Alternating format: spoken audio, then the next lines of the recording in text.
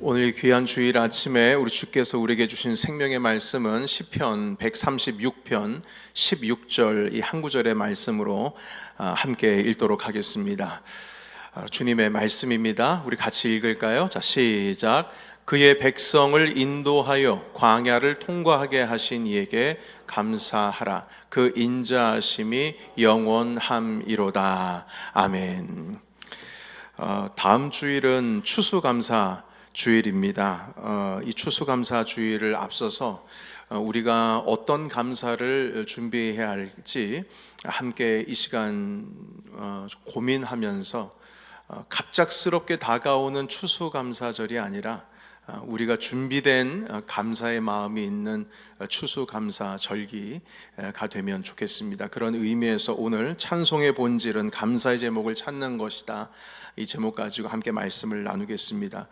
미국 추수감사절은 다음 주 이제 목요일이 됩니다. 그런데 이스라엘의 추수감사절은 벌써 지나갔습니다. 10월 16일인데요. 물론 히브리 달력에 따라서 좀 변동이 있긴 합니다. 대충 한 9월 말에서 10월 정도 되는 추수감사절로 그들이 절기를 지키고 있습니다. 이들의 이 추수감사절은 그들의 발음으로는 숫꽃이라고 하기도 하고요. 성경에 기록되어 있는 우리 한국말 단어로는 초막절이라고도 하고 그리고 수장절로 표기를 하곤 합니다. 이 수장절이라고 이름을 한 것은 추수를 하고 나서 열매 곡식을 곡간에 저장을 하는 것에 대한 기념 그리고 감사하는 절기라 해서 수장절이라는 표현을 쓰고요.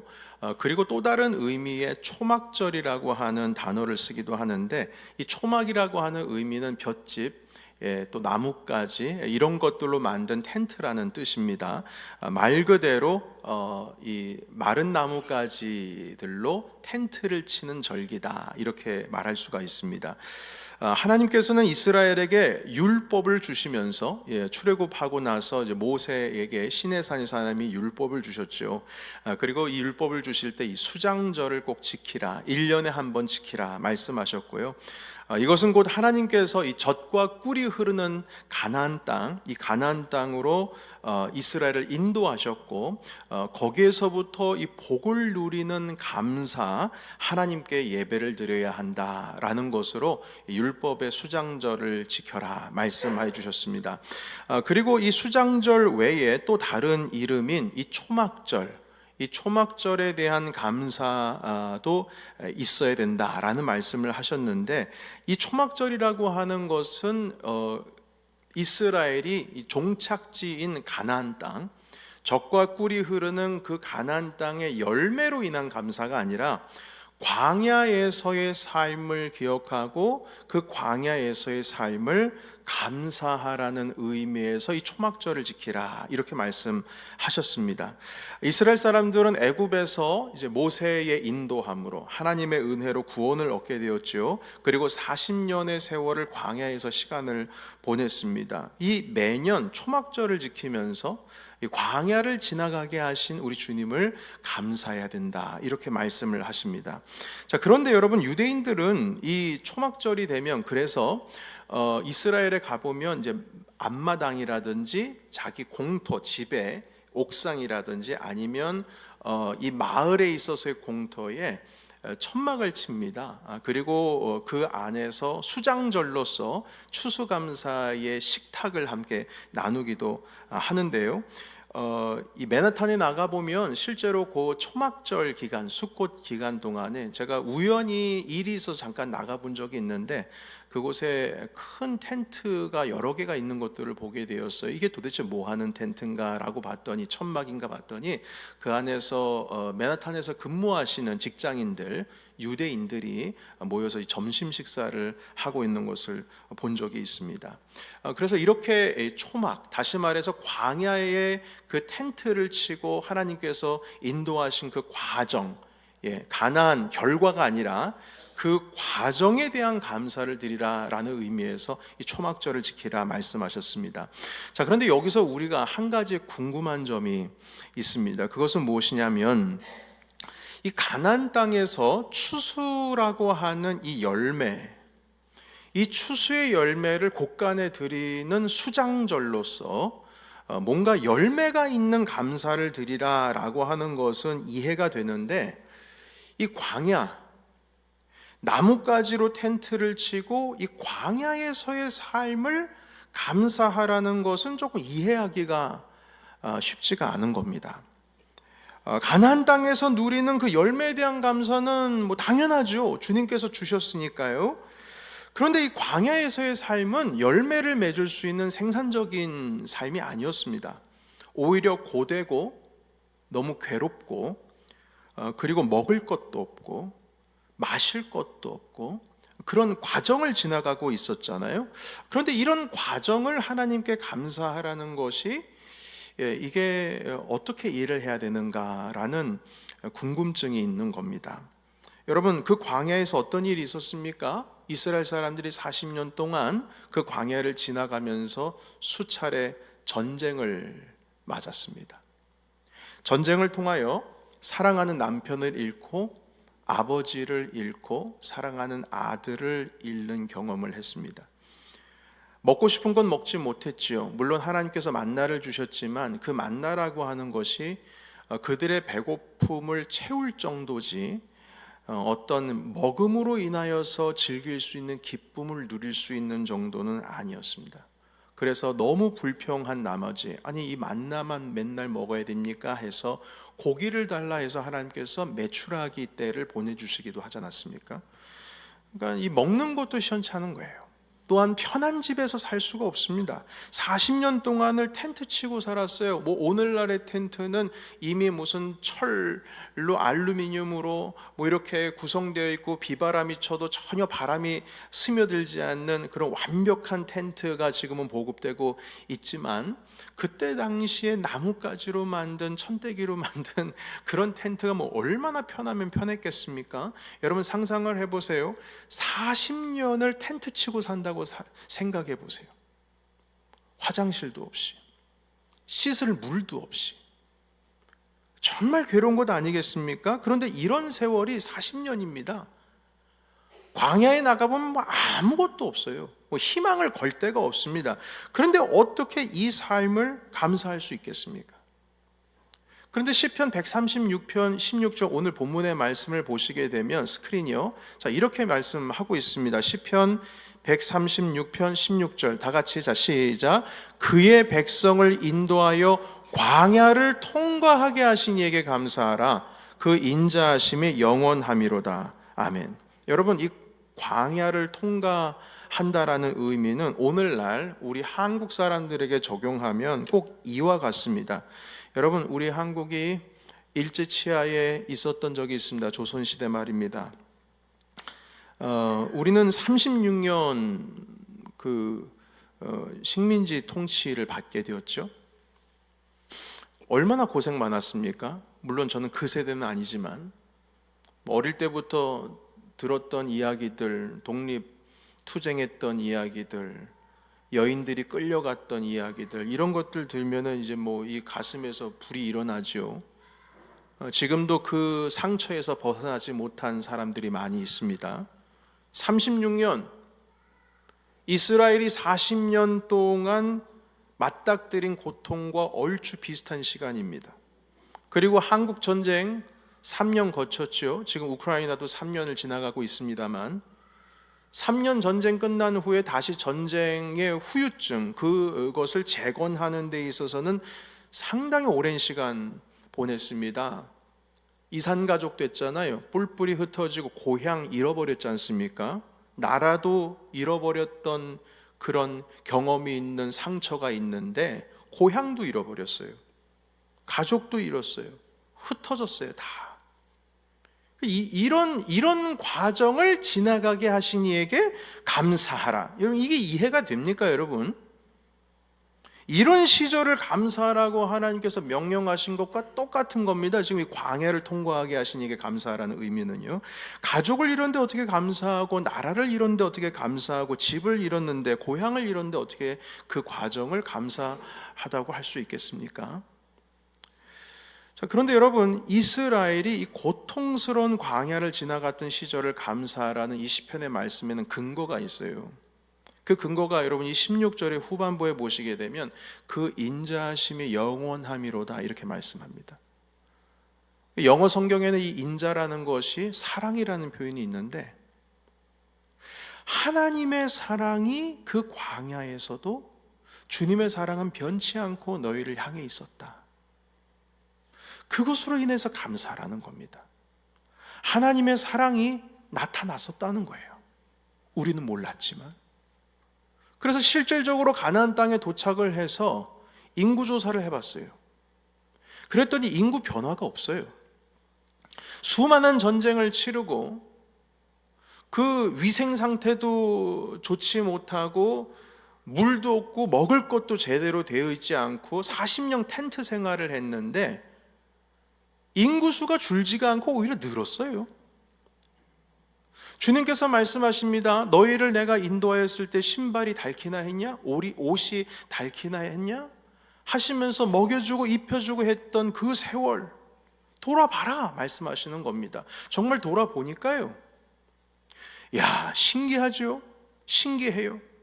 그 전쟁통에 수많은 전쟁을 거쳐나가서도 인구가 변하지 않고 수가 변하지 않고 어떻게 우리가 40년을 지나왔대?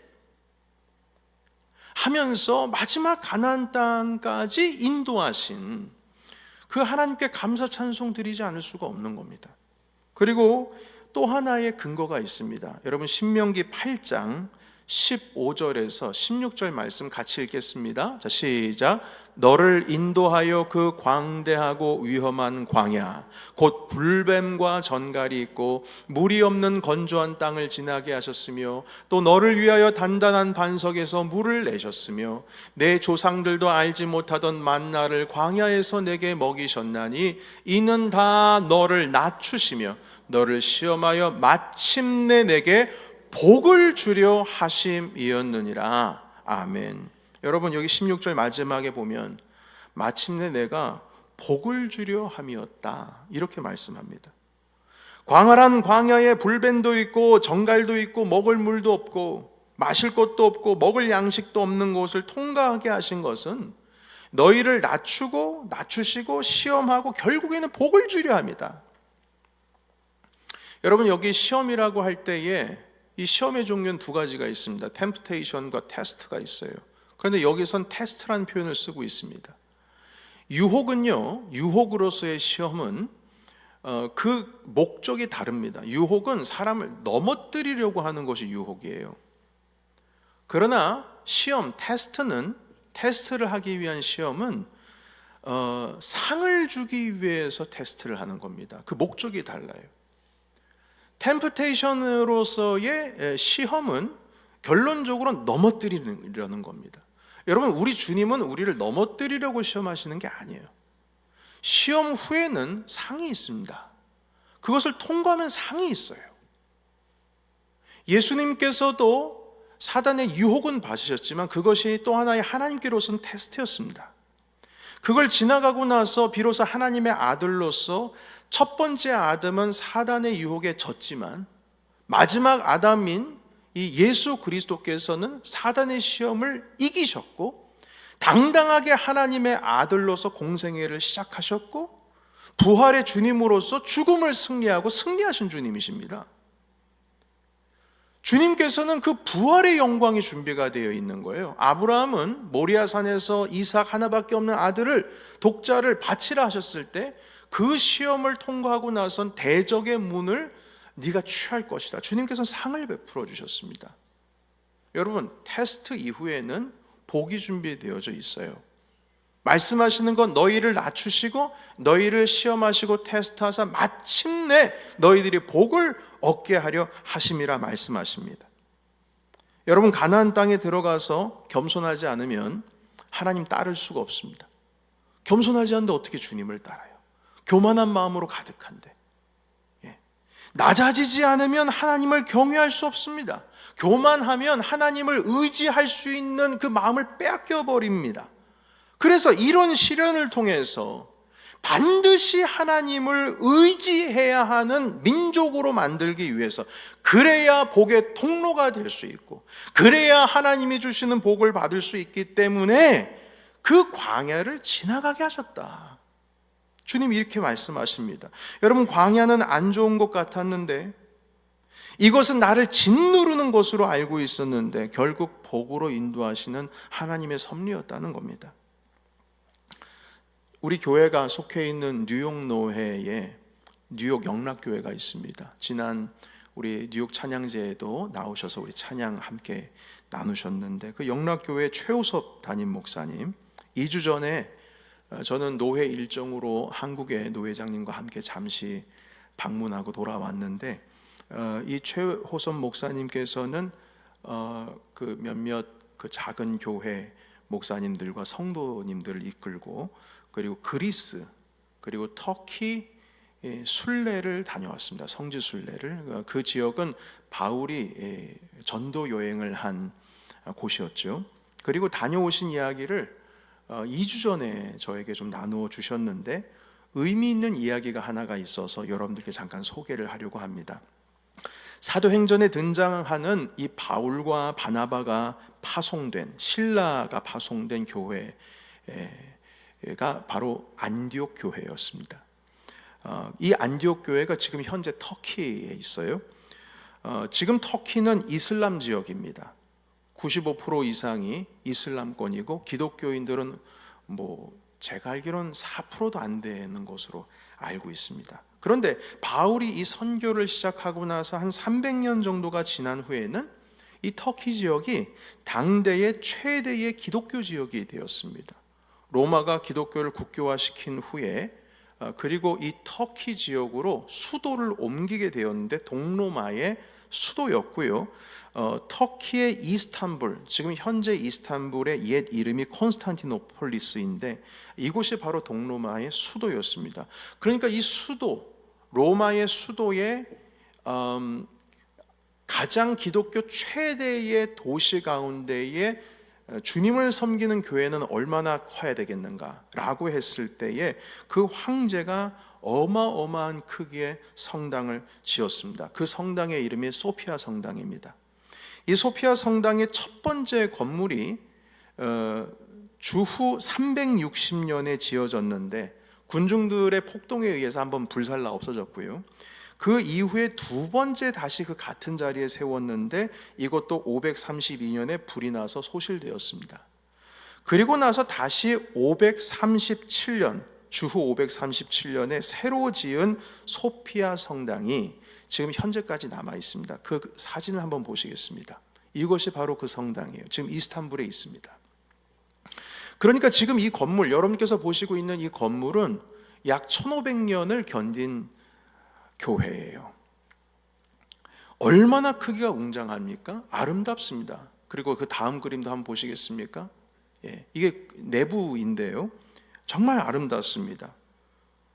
이 너무나 아름답고 이 훌륭해서, 그 다음 사진, 이 성전을 이 교회를 지은 그 로마의 그 황제가 이런 말을 한 일화가 있습니다. 솔로몬이요, 내가 그대를 이겼노라. 그러니까 솔로몬의 성전보다도 더 아름다운 교회를 지었다라는 의미에서 솔로몬, 내가 그대를 이겼노라, 이런 황제의 말을 했다라는 일화가 있습니다. 그런데 이 최 목사님이 이 성당을 다녀오셨는데, 그 앞까지 가셨다가 내부 안으로는 일부러 들어가지 않으셨답니다.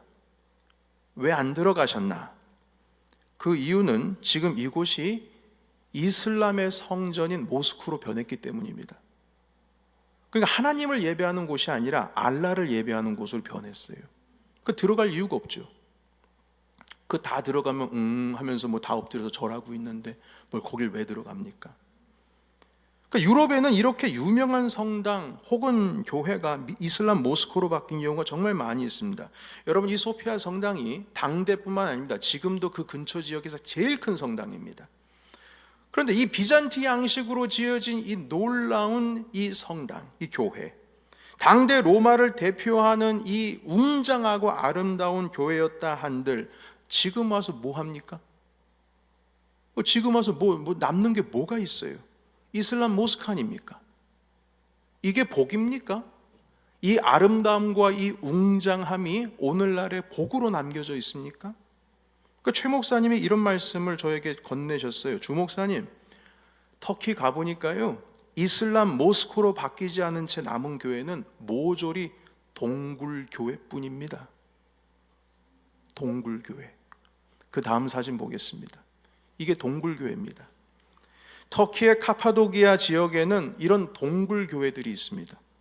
4세기경의 로마 제국의 기독교 박해를 피해온 그리스도인들이 이 광활한 사막 가운데 들어가서, 이 광야 가운데 들어가서 동굴을 파서 교회를 만들었어요. 그리고 7세기 후반에는 이슬람의 침입 때문에 이슬람의 박해를 피해서 그리스도인들의 인구수가 이 광야 가운데 늘어나기 시작하면서 11세기 초에는 지금 이런 형태의 동굴 교회와 동굴 수도원이 360개가 넘어갔다는 거예요. 다음 사진 보겠습니다. 이렇게 구멍이 숭숭 뚫려 있는 게 이게 집이 아니고 교회입니다. 여기에 숨어 들어가서 하나님을 예배했어요. 그러니까 이슬람에게서부터 지켜진 교회는 비잔틴 양식의 웅장하고 대단하고 당대 금박지 이렇게 다 떠덕떠덕 붙이고 아름다운 성화가 벽화로서 그려진 그런 교회가 아니라 외진 광야의 이 벌판에서 고생하며 털을 일군 동굴 교회뿐입니다. 뭐가 복입니까, 여러분? 어느 것이 복입니까? 아름다운 그 놀라운 웅장한 건물이 복이 되었습니까? 결코 그렇지 않죠. 사랑하는 성도 여러분, 우리가 지금까지의 삶을 지나온 모든 세월들은 우리 삶 가운데 분명히 힘든 순간들이지만 오랜 시간 지나서 그 자리를 돌이켜보면 그것은 분명히 하나님께서 우리에게 복을 주시는 과정입니다. 주님 분명히 말씀하셨습니다. 이스라엘 너희를 광야를 지나가게 하신 이에게 감사하라. 이는 너에게 복을 주려 하십니다. 시편 57편의 말씀을 보면 다윗이 사울을 피해서 목숨 건재하기 위하여 굴 속에서 몸을 숨기며 괴로워하면서 썼던 시편이 57편입니다. 이 57편의 1절 말씀 우리 같이 읽겠습니다. 자, 시작. 하나님이여 내게 은혜를 베푸소서. 내게 은혜를 베푸소서. 내 영혼이 주께 피하되 주의 날개그늘 아래에서 이 재앙들이 지나가기까지 피하리이다. 아멘. 여기 보십시오. 내게 은혜를 베푸소서. 내게 은혜를 베푸소서. 이렇게 반복되면서 주님께 간구했던 이유가 뭐겠습니까? 너무나 간절하니까 그런 거예요. 너무나 괴로우니까. 주님 빨리 이 재앙들이 지나가길 원합니다. 자, 그런데 이 굴 속에서 떨고 있는 이 상황에서 이제 나중에 후반부에 있는 이 다윗의 57편의 시편을 보면 원망이 아니라 오히려 감사 찬송을 하고 있습니다. 여러분 7절에서 9절에 있는 말씀 같이 읽어볼까요? 자, 시작. 하나님이여 내 마음이 확정되었고 내 마음이 확정되었사오니 내가 노래하고 내가 찬송하리이다. 내 영광아 깰지어다. 비파야 수금아 깰지어다. 내가 새벽을 깨우리로다. 주여 내가 만민 중에서 주께 감사하오며 뭇 나라 중에서 주를 찬송하리이다. 아멘. 여러분 희한하지요? 굴 속에서 벌벌 떨고 있는데 무슨 감사의 제목이 나옵니까? 도대체 뭐 때문에 감사하겠다는 거예요? 뭐 때문에 찬송하겠다는 겁니까? 이 도망자 신세에 지금도 자기 목숨 하나 언제 꺼질지 모르는 두려움 가운데 떨고 있으면서 무슨 감사의 제목이 나옵니까? 여러분 감사할 상황이 아닌데 감사의 제목을 찾습니다. 그러니까 이 다윗이 감사의 근거는 어디 있을까라고 했을 때 환경에서 보면은 찾기가 어려워요. 어렵습니다. 쉽지 않습니다. 그러나 그의 믿음 안에서는 찾을 수 있어요. 왜냐? 하나님이 나를 사랑하신다. 그 인자하심이 영원함이로다. 주님의 사랑은 내 안에서 영원하시다. 주님은 선하시다. 주님이 이 광야를 지나가게 하신 이유는 나에게 복을 주려 하심이라. 이 믿음이 강하니까 이 믿음 안에서 감사의 제목이 나올 수밖에 없는 겁니다. 환경에서 눈 씻고 찾아보십시오. 제목이 있나? 물론 나올 수도 있죠. 그러나 지금 다윗이 하나님을 감사하고 찬송하는 이유는 주님을 향한 신실하신 주님을 향한 믿음과 하나님께서 나를 사랑하시고 나를 지금도 붙들어 주시고 우리를 구원하신다라고 하는 그 믿음 때문에 찬송할 수 있는 겁니다. 여러분, 우리의 삶을 돌아보십시오. 믿음의 눈으로 보면 하나님의 은혜가 아닌 게 없습니다. 긴 세월 동안 모든 것은 하나님께서 내게 복을 주시려고 이루어 주신 광야입니다. 한 가지 재미난 이야기 하나 나누려 보려고 합니다. 감사나라가 있었대요. 감사나라. 여기는 감사하는 사람들만 사는 곳이에요. 자, 그런데 이 감사나라의 한 젊은이가 불평나라에 가 유학을 했다고 합니다. 근데 유학은 뭡니까? 보통 이 유학은 이 선진국가에 더 나은 국가에 더 나은 학교에서 공부하고 오는 게 유학이잖아요. 지금 내가 공부하고 있는 것보다 낮은 학교에 가가지고 유학 갔다는 말 하지 않지 않습니까? 뭔가 배울 게 있고 뭔가 볼 게 있으니까 유학을 간 거죠. 감사나라는 감사하는 사람들이 세상에 너무 없다 보니까 감사나라는 작을 수밖에 없어요. 그런데 불평나라는 불평하는 사람들이 너무 많아가지고 인구수가 폭발을 하는 겁니다. 그래서 이 불평나라는 모든 것이 발전되어 있어요. 엄청나게 사람들이 많이 모여서 대국이 되었습니다. 이 작은 나라에서 유학 간다고 하니까 주변 사람들의 많은 기대를 받고 이 감사나라의 젊은이가 불평나라로 유학을 갔어요. 드디어 이 젊은이가 열심히 공부해서 그 불평대학교, 국립대학입니다. 이것도 불평나라의 국립대학. 그 국립대학교에서 불평 박사 학위를 받고 돌아왔어요. 그 청년이 귀국했을 때 여러분 보통 이제 유학 가가지고 PhD 학위 받아오면은 뭐 학술 대회도 하고 무슨 학과들 이렇게 교수님들 모여가지고 뭐 발표도 하고 응원도 하고 또 청빙도 받고 이러지 않습니까? 그래서 이 청년이 대국에 앞서가는 대학에서 어떤 것들을 배웠는지 궁금해서 사람들이 모였어요.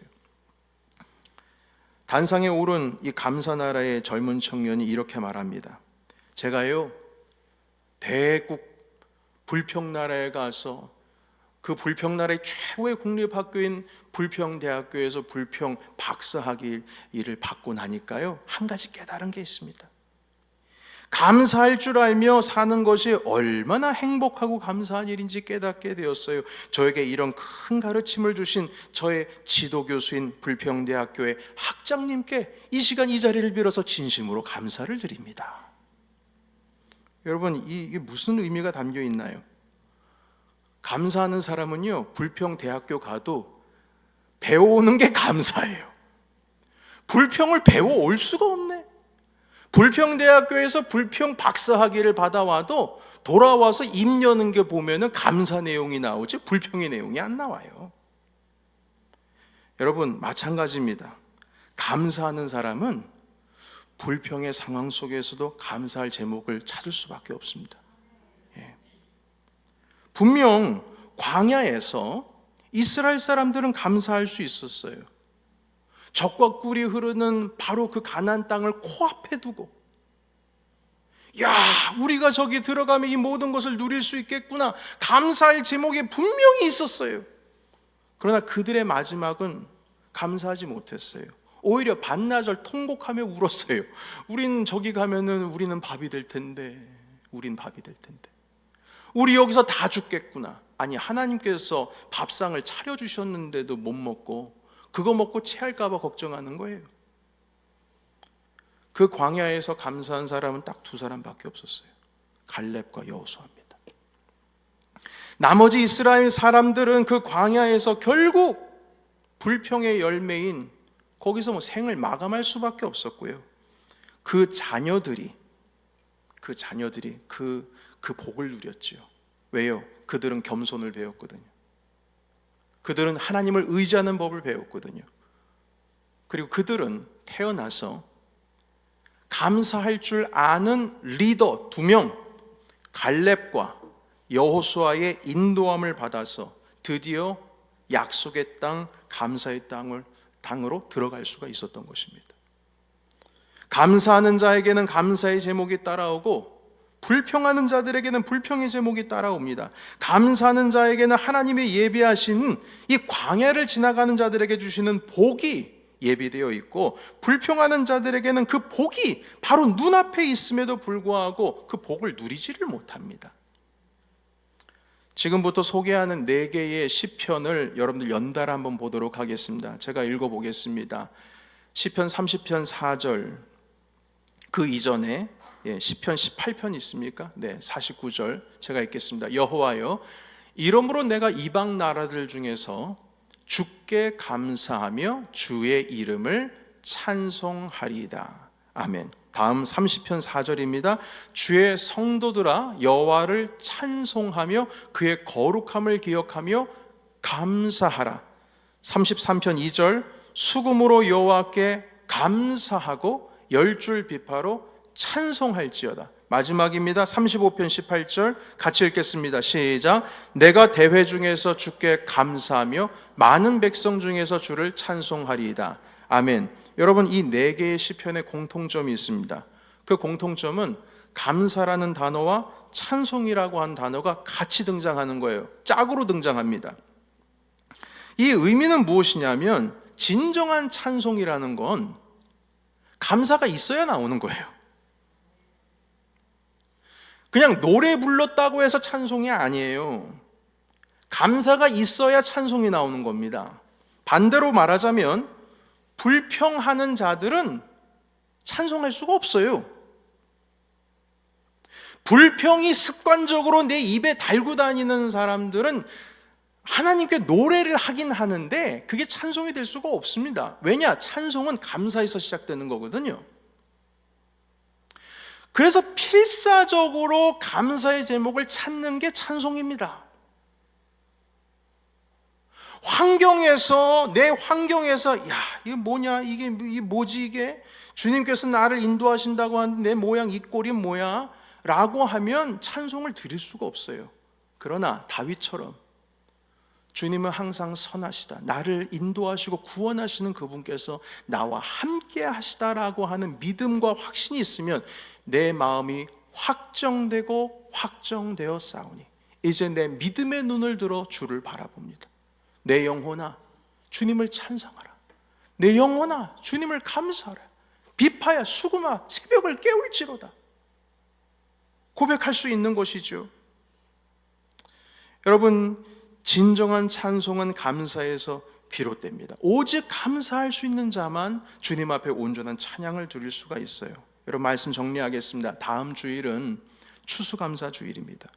지난 1년의 시간이 화살처럼 지나갔어요. 그리고 그 지나간 자리를 보면 여기 다 마찬가지일 거예요. 힘든 날들이 편한 날보다 더 많았을 겁니다. 힘든 날들이 더 많았을 거예요. 그러나 그 힘든 광야와 같은 삶을 지나가게 하신 하나님의 비밀스러운 이야기가 있습니다. 그것은 바로 마침내 내게 복을 주려 하심이라. 여러분, 이 추수감사절을 기다리면서 우리 온 힘을 다하여 주님을 찬송할 감사의 사람들이 되시길 축복합니다.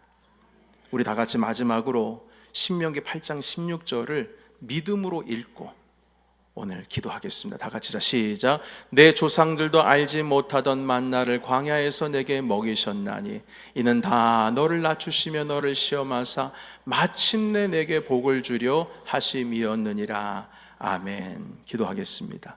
하나님 아버지, 진정한 감사를 할 줄 아는 자가 주님을 찬송할 줄 아는 자다 배웠습니다. 찬송이 있는 곳에 감사가 따라옵니다. 감사가 있는 곳에 또한 찬송이 따라옵니다. 하나님, 우리는 이 광야라고 하는 것이 어려운 것이고 힘든 것이고 참 고생스럽고 불평이 있는 곳인 줄로 알았는데 알고 보니 이는 다 너를 낮추시고 너를 시험하사 마침내 내게 복을 주려 하심이라 가르쳐 주십니다. 하나님, 이스라엘이 광야에서 하나님을 감사할 수 있듯이 하나님, 우리도 지금 현재 지나가고 있는 이 불편하고 하나님 힘든 날 속에서 주님을 감사할 수 있는 참된 주님의 자녀가 되게 하옵소서. 감사할 줄 아는 자가 주님의 복을 누릴 수 있다고 하셨습니다. 하나님 아버지, 감사할 줄 모르면 주님께서 주신 복도 누리지를 못합니다. 오늘 이 시간 우리 함께 기도함으로 주님께 결단합니다.